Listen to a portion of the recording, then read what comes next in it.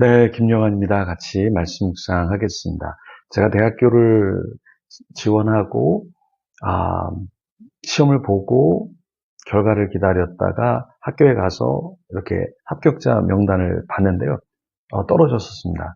네, 그때 이제 공부를 정말 못해서, 열심히 공부를 해서 시험을 치긴 했는데, 합격자 명단에 있을 줄 알았는데 없더라고요. 그래서 정말 이 낮게 안 좋은 과를 이렇게 썼었는데요. 네, 결국에 눈물을 흘리면서 서울에서 집이 경기도 구리시였는데 집에까지 걸어서 울면서 갔습니다. 그리고 나서 이제 재수하기 전에 그냥 인천에 있는 그 섬, 영종도, 예전에 영종도가 섬이었죠. 지금 다리로 연결되어 있지만 그 섬에 들어가서 일을 좀 하려고 했었습니다. 그래서 조선소에서 일을 조금 했었습니다. 근데 그때 이제 일을 할 때, 주일날 예배를 드리고 이게 시내에 나가는데, 그때 이제 젊은 친구들하고 같이 나갔었는데요. 뭐 저도 그때 젊었고요. 근데 거기서 이제 교회에 대한 이야기, 하나님에 대한 이야기가 나왔는데요. 너무 막 비판적으로 얘기를 하는 거예요. 근데 제가 변호를 하려고 했는데, 이 씨알도 먹히지 않더라고요. 그러면서 이게 세상이구나. 이 믿지 않는 사람들은 생각보다 굉장히 거칠구나. 이거를 좀 알게 됐습니다. 오늘 모세가 이제 바로 앞에 서게 되는데요. 씨알도 먹히지 않는 이 상황 가운데 있었죠. 그 내용을 같이 한번 살펴보겠습니다. 출애굽기 3장 15절에서 22절까지의 말씀인데요. 15절 말씀에 이런 말씀이 있습니다. 하나님이 또 모세에게 이르시되 너는 이스라엘 자손에게 이같이 이르기를 너희 조상의 하나님 여호와 곧 아브라함의 하나님, 이삭의 하나님, 야곱의 하나님께서 나를 너희에게 보내셨다 하라. 이는 나의 영원한 이름이요 대대로 기억할 나의 칭언이라. 자, 여기서 하나님이 모세에게 하신 말씀은 너무 멋지죠. 조상의 하나님, 그러니까 아브라함, 이삭, 야곱, 너희들이 존경하는 그 하나님이 바로 나야. 그래서 그 하나님이 나를, 모세를 보내셨어. 이 말을 하라고 했어요. 그래서 모세가 이 말을 들었을 때는 하나님이 나에게 계시를 주시니까 내가 가서 전하면 조금 먹히겠다라는 생각도 했겠죠.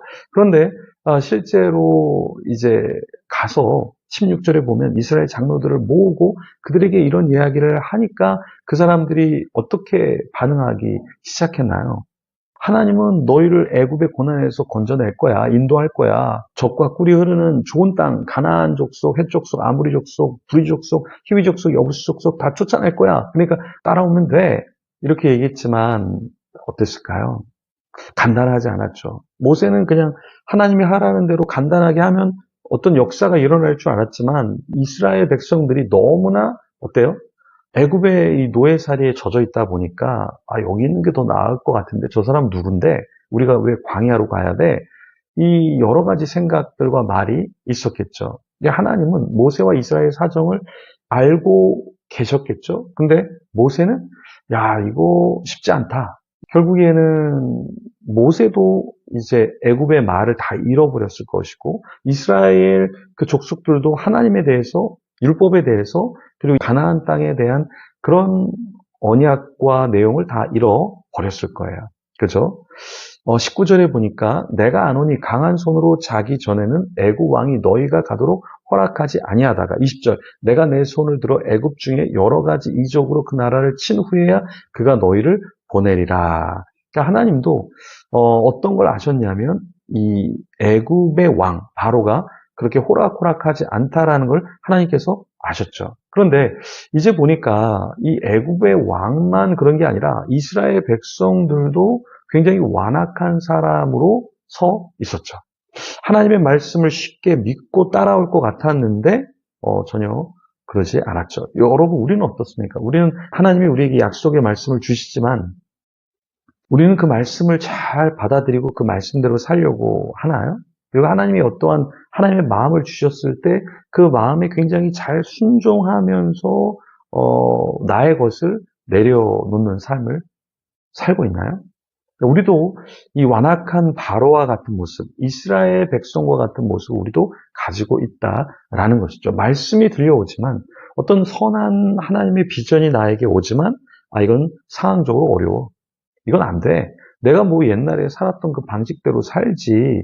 뭘 내가 굳이 하나님이 원하시는 대로 이렇게 도전해갖고 안 되면 어떡하려고 이런 생각들이 우리에게도 여전히 있다라는 거예요.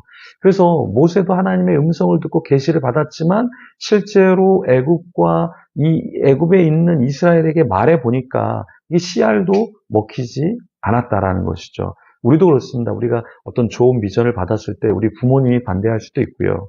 또 우리 배우자가 반대할 수도 있고요. 자녀들이 반대할 수도 있고요. 주위 사람들이 반대할 수도 있는 것이죠.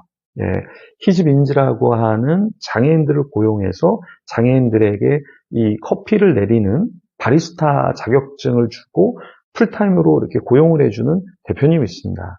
희집인지의 대표님인데요. 임정택 대표님인데 제가 몇 번을 모셔서 예전 교회에서 이렇게 간증 집회 또 메시지를 이렇게 부탁을 했었는데 너무나 은혜스러웠어요. 자기의 삶, 한동대를 다녔던 그 젊은 시절에 하나님의 부르심이 있어서 다 내려놓고 세상에 부한 것들, 좋은 길을 다 내려놓고 그냥 장애인들을 섬기는 사역을 했었는데요. 근데 그분이 간증할 때 이런 얘기를 했어요. 가장 어려운 게 뭐였냐면 부모님을 설득하는 것이었다. 자기는 이 장애인들을 위해서 평생을 바치려고 했는데 부모님이 장로님이고 권사님이지만 씨알도 먹히지 않았다라는 거예요. 그때 자기가 부모님 앞에서 무릎을 꿇었답니다. 제가 정말 해보고 싶습니다. 제가 정말 가치가 있다고 생각합니다. 그래서 무릎 꿇고 이렇게 강구했을 때 부모님이 그럼 해봐라 이렇게 이야기를 했다라고 하더라고요. 정말 사랑하는 사람, 우리 곁에 있는 사람이 우리가 생각하는 걸 따라주지 않을 수도 있어요. 그럴 때 우리는 어떻게 해야 될까요? 그냥 애굽의 왕 바로 같구나, 이스라엘 같구나 포기하는 것이 아니라 우린 더 하나님 앞에 나아가고 하나님의 역사를 간구하면서 우리에게 주어진 상황들이 풀려지기를 또 하나님이 도우시기를 간구해야 되겠죠. 그래서 물러서거나 좌절하거나 포기하는 것이 아니라 하나님이 도전해 주실 때 어떠한 축복의 문을 열어주실 때 과감하게 우리가 나아가는 저와 여러분이 되기를 소망합니다. 그럼 우리가 되도록 또 우리 주위 사람들이 우리를 통해서 축복받도록 같이 연합해서 함께 이 길을 가도록 우리 기도하며 하나님 앞에 나아가겠습니다.